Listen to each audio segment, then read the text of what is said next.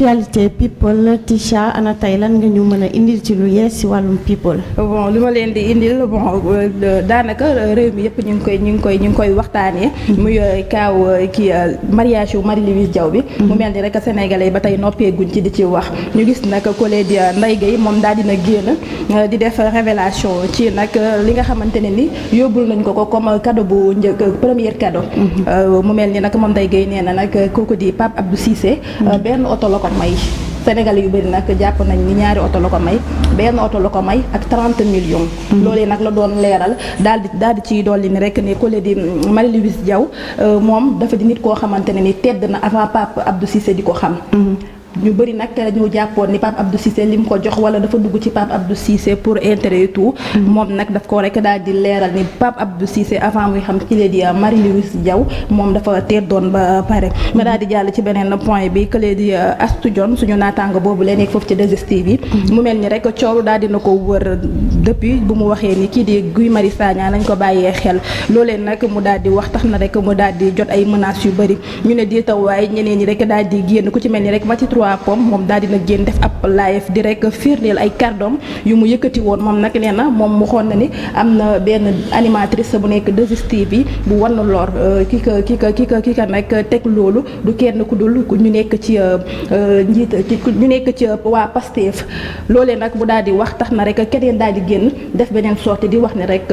kooku di Astou Dione loolu ñu ko tuumal day mel ni dëgg la parce que tamit collé di El Hadj Malick Ndiaye nekk communicateur bu Pastef moom moo ko daal di def li nu mel bi mu ko nag defee dafa rek daal di bañ ay responsabilité am loolooy tax rek kooku di Astou Dione daal di nag def avortement mais moom nag Astou Dione daal di nag génn weddu tuuma yooyu ñuy tekk ci ndoddam nee na nekk loolee amul wala bu amee sax nañu génnee ay preuve ndax moom njort na ni rek preuve yi nga xamante ne ni day firndeel ni moom dafa def avortement duñ ko mës a am ndax loolu dafa di loo xamante ni dañ ko rek créer bëgg a yàq image am buñ ci jógee dañuy rek daal di dem ci cas bu xewoon foofu ci Louga gannaaw nag bu Astou Dione ñàkkee bakkanam mu mel ni rek sage-femme yooyu xamante ne ñoo Astou Soxna voilà gannaaw bu Astou Soxna ñàkkee bakkanam sage-femme yooyu nekkoon foofu doon ko nag jàppale pour mu mucc dañ ko rek daal di négligé ba mu ñàkk bakkanam ñooñee nag yoon dañ leen rek daal di teg loxo day mel ni nag yoon daal di nañ leen déglu ba tax na rek ñoom sage-femme yooyu la jàpp nañ leen ba defeere leen tribunal des grandes instances bu nekk foofu ca Louga ñaar ñi nag dañ leen rek may seen liberté provisoire que leen nag di directeur bi ci fàttali rek moom daan nañ ko rek dàkk loolu moo nekkoon suñu acti people li ci gënoon a fës. indeeti nga lu garaaw de. Téméra dégg nga luy Tisha indi ci wàllum people. Ah mais xam nga je vais vous dire une chose quoi, c'est-à-dire Sénégal il faut qu'on essaye aussi souvent de mettre un peu d'ordre tu vois donc dans suñu société quoi. Parce que am na lu ñuy topp xam nga donc di ko jéem a lëmbët wala donc di ko jéem a kii moi je ne pense pas que ça ne vaut pas la peine quoi. Bon que Marie-Louise Diaw dafa mës a tedd donc balaa muy marié nii. Franchement loolu mën na ñàkk quoi. Bon et je pense aussi que kii aussi ñaan ko aussi donc am na fu mu jógee. N'est-ce pas. Il vaut quelque chose, il représente quelque chose parce que après tout il est champion d'Afrique. Et un champion d'Afrique en football ça ne court pas les rues. On est d'accord donc loolu am na maintenant jëkkëram donc jox na ko x nombre de voitures wala jox na ko benn oto loolu yoon kenn new si quoi. wax dëgg neex yàlla mais seulement. Y a des gens yoo xamante ne aussi loolu lañ bëgg. parce que peut-être que benn instant dañuy bëgg a dox nit ñi wax ci ñoom. donc benn instant comme ni ñuy faral di wax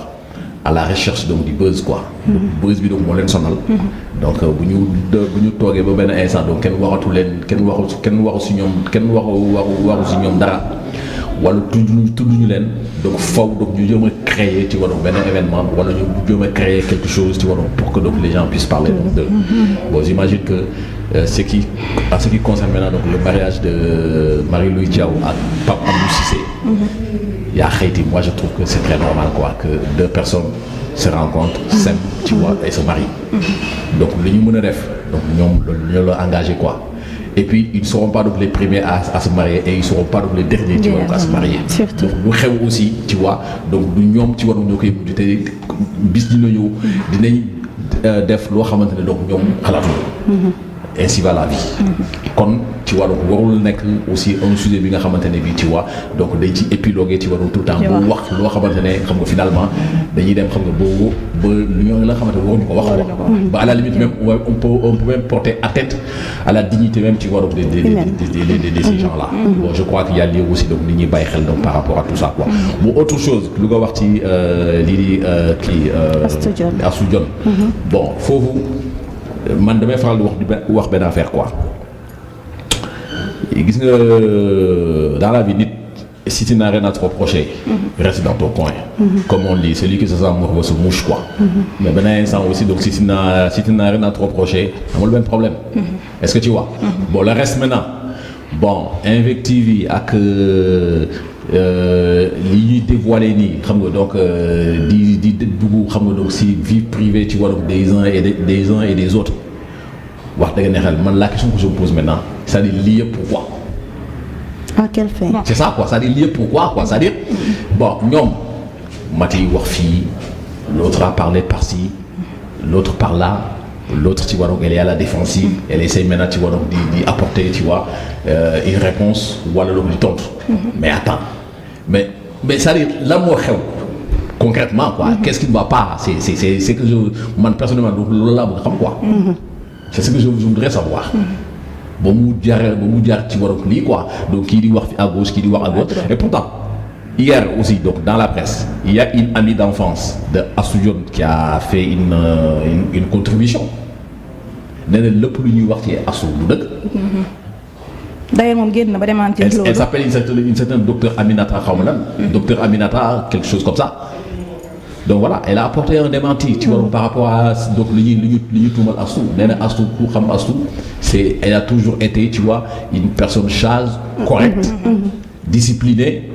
bien éduquée d'ailleurs ay affaire góor sax nga xam ne ça n'a jamais été tu vois donc son dada bon léegi ñun bu ñu ñëwee donc wax ñu bon dem na tu vois donc jusqu'à je vais même pas parler donc de ça quoi tellement que c'est d'accord c'est-à-dire c'est voilà quoi ça allait même c'est de la bassesse maintenant ça quoi donc bu ñu dem xam nga booy toppatoo donc yenn yi donc ci nit franchement moi je dis que on a atteint le plafond. D'accord. Et Kébé? Donc man pour l'actualité people je n'ai que deux grilles d'analyse donc premier bi comme Astou Dione donc nekk na cas bi nga xamante ni beaucoup de Sénégalais voilà en parlent et je pense que ñun aussi également donc on va essayer de le faire même li nga xamante ni moom lay jàpp mooy que ni Astou Dione donc warutoon def voilà sa petite sortie là quoi parce que tubaab dafay wax que ne qui s'explique s'accuse donc ba mu ko defee rek indi naa la boppam beneen problème parce que ñu nga xamante déjà ñu ko doon accuser ils vont continuer donc à lui faire du mal donc c'est ça le problème parce que actuellement Sénégal li nga xamante ni moo fi am mooy diffamation ak la calomnie boo xoolee nit ñi chaque fois donc boo gisee li nga xamante ni ay vidéo la nga am ko ci nit donc da nga koy publier